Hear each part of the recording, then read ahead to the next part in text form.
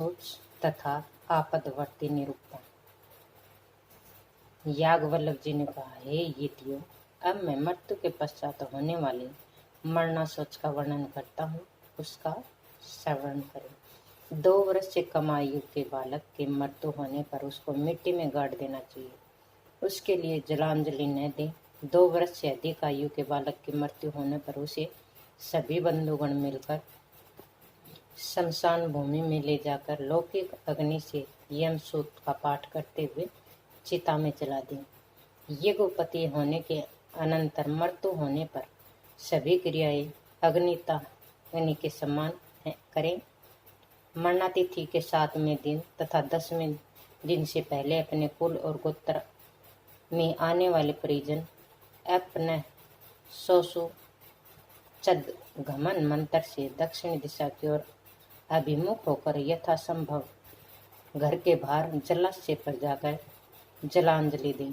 इसी प्रकार माता में तथा आचार्य की पत्नी आदि की उद्दक क्रिया करनी चाहिए। मित्र, विवाहित स्त्री, भागिनी, ससुर और ऋतिक का यदि मरण हुआ हो तो उसके अभ्युदय के लिए इन्हें सविधि जलांजलि देनी चाहिए और वह जलांजलि इनके नाम गोत्र का उल्लेख करते हुए एक ही बार देनी चाहिए। पाखंडी एवं पतित जनों की मृत्यु होने पर उनकी उद्दक क्रिया नहीं होती।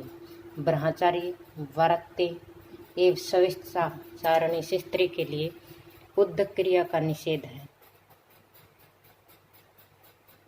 मद्यपी और आत्महत्या करने वाले अशौच और उद्दक क्रिया के पात्र नहीं होते।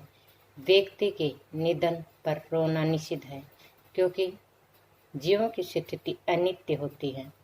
यथाशक्ति शमशान भूमि में दाहादि क्रिया करके सज्जनों को घर आना चाहिए। द्वार पर पहुंचकर वे सबसे पहले नीम की पत्ती चबाकर तदंतर आचमन करें। अग्नि, जल, गोबर और सफेद सरसों का स्पर्श करें। पत्थर पर पैर रखकर धीरे से घर में प्रवेश करें।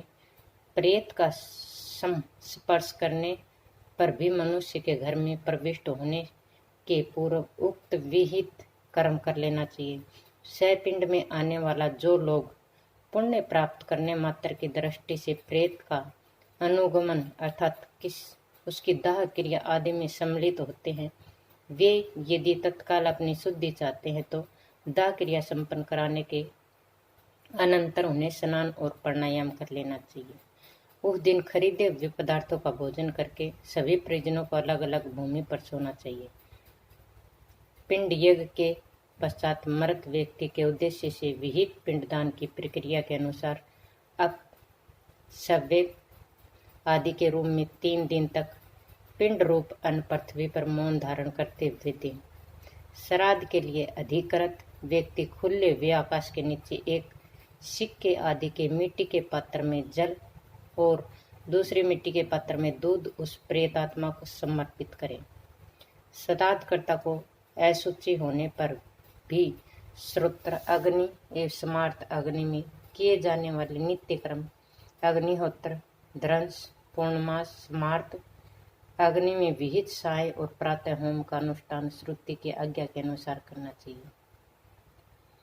यदि जन्म के पश्चात और दांत निकलने से पूर्व बालक की मृत्यु हो जाती है तो उसके संबंधियों की सगा शुद्धि हो जाती है। दांत निकलने के पश्चात चूड़ाकरण एक अहोत्र रात का अशौच होता है और उपनयन संस्कार से पहले और चूड़ाकरण के बाद बालक की मृत्यु हो जाने पर 3 रात्रि के बाद अशौच समाप्त हो जाता है।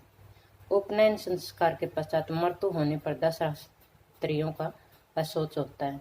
सहपिंडों के लिए 10 रात्रियों का, समानोदक लोगों के 3 रात्रियों का अशौच होता है। 2 वर्ष से कम आयु वाले पुत्र एवं पुत्री की मृत्यु हो जाने पर माता पिता दोनों को 10 रात्रि का शौच होता है। यदि इस मरो शौच के मध्य परिवार में किसी बालक का जन्म या किसी की मृत्यु हो जाती है तो प्रथम अशौच के 6 दिनों के पश्चात ही शुद्धि हो जाती है। सैपिंड की मृत्यु होने पर ब्राह्मण, क्षत्रिय, वैश्य, शूद्र के लिए क्रमशः 10, 12, 15 तथा 30 दिनों का शौच माना गया है। प्राणी ग्रहण संस्कार के पूर्व और वागदान के पूर्व तथा चूड़ाकरण के बाद कन्या की मृत्यु होने पर अहोरात्र में ही शुद्धि हो जाती है। यह स्मृति 24वें श्लोक में मिताक्षरों के अनुसार दांत निकलने से पूर्व यदि बालक का मरण हुआ हो और उसका अग्नि संस्कार किया गया तो 1 दिन में शुद्धि हो जाती है। गुरु और अनंतवासी शिष्य, वेदांग का प्रवक्ता, मामा, श्रोत्रिय, अनोर्स पुत्र, अपनी व भार्या जो प्रतिलोम संस्कार के अतिरिक्त किसी अन्य के आश्रम में रह रही है, उसके तथा अपने देश के राजा की मृत्यु पर 1 दिन का शौच होता है। राजा अभिषिक्त क्षत्रिय आदि राजा है। गो पशु मात्र, ब्राह्मण मनुष्य मात्र के द्वारा जो आहत होता है उससे संबंधियों की स्नान मात्र से तत्काल शुद्धि हो जाती है। ऐसे ही जिसने विष या बंधन आदि के द्वारा बुद्धिपूर्वक आत्महत्या कर ली हो उसके लिए संबंधियों की भी तत्काल स्नान मात्र से शुद्धि हो जाती है। और समस्त पृथ्वी या पृथ्वी के एक देश के अभिषिक्त अधिपति, क्षेत्रीय आदि को मरण या उत्पत्ति निमित्त अशोच नहीं होता। क्षत्रिय लगातार 69 चलाने वाला, वत्री, कर्छक, चंद्रायण आदि व्रत में प्रवृत्त, ब्रह्मचर्य व्रत में प्रवृत्त, दाता वह वानप्रस्थ आश्रम में जो केवल दान ही देता है, प्रतिग्रह कभी भी नहीं करता। ब्राह्मण सन्यासी किसी भी प्रकार के अशोच से ग्रस्त नहीं होते।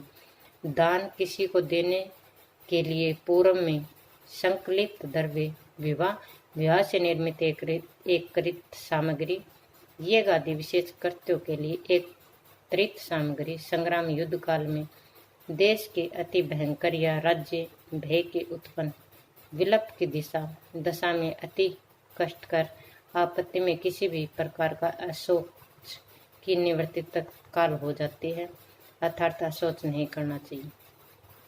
जो अकार्यकारी अर्थात निषिद्ध कार्य करने वाले हैं उनकी शुद्धि दान देने से होती है।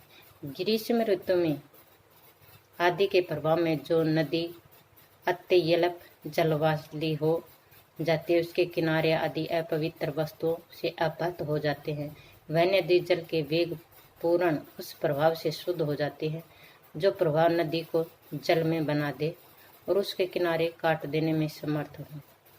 आपातकाल में ब्राह्मणों और क्षत्रियों के वैश्य वर्ण की वृत्ति से जीविका का निर्वाह करना चाहिए, किंतु वैश्यवृत्ति करने वाले ब्राह्मण के लिए फल, सोमलता, सभी वस्त्र, वेत आदि की लताएं, औषधि लता, दही, दुग्ध, घी, जल, तिल, ओदन, रस, सार, मधु, लाक्सा, पकाया हुआ, हवियास, वस्त्र, मणि आदि, प्रस्थ, मात्र, आसव, पुष्प, शाक, मिट्टी, चरम, पादुका, मृग, चरम, कोष्य यानी वस्त्र, लवण, मांस, तिलकुट, मूल और सुगंधित द्रव्य पदार्थों का विक्रय वर्जित है। ब्राह्मणों के द्वारा अपने श्रोत्र समारथ यज्ञ की पूर्णता के लिए अपेक्षित धान्य और अन्य किसी अत्यावश्यक औषधि आदि की व्यवस्था के लिए अपेक्षित धान्य के बराबर तिल का विक्रय करके धान्य का संग्रह किया जा सकता है, किंतु आपातकाल में भी लवण आदि का व्यापार ब्राह्मण के लिए अवश्य वर्जित है। आपत्तियों के कारण नमक आदि के अतिरिक्त ब्राह्मण अन्य जो कुछ हीन आसवे से वर्ती करता है उसमें वह उसी प्रकार निष्कलुष हो रहता है जैसे सूर्य। आपातकाल में ब्राह्मण कृषि और पशु पालन आदि कार्य कर सकता है, किंतु उसके द्वारा अश्वों का विक्रय त्याज्य है। यदि किसी कारण ब्राह्मण कृषि आदि से भी अपने जीवन की रक्षा न कर सके तो 3 दिन वो भिक्षित ही रहे। तदंतर ब्राह्मण के अतिरिक्त और किसी के यहाँ से केवल एक दिन के लिए धान्य प्राप्त करे तथा अब्राह्मण से प्राप्त कर इस धान्य का उपयोग करते समय वह प्रकाशित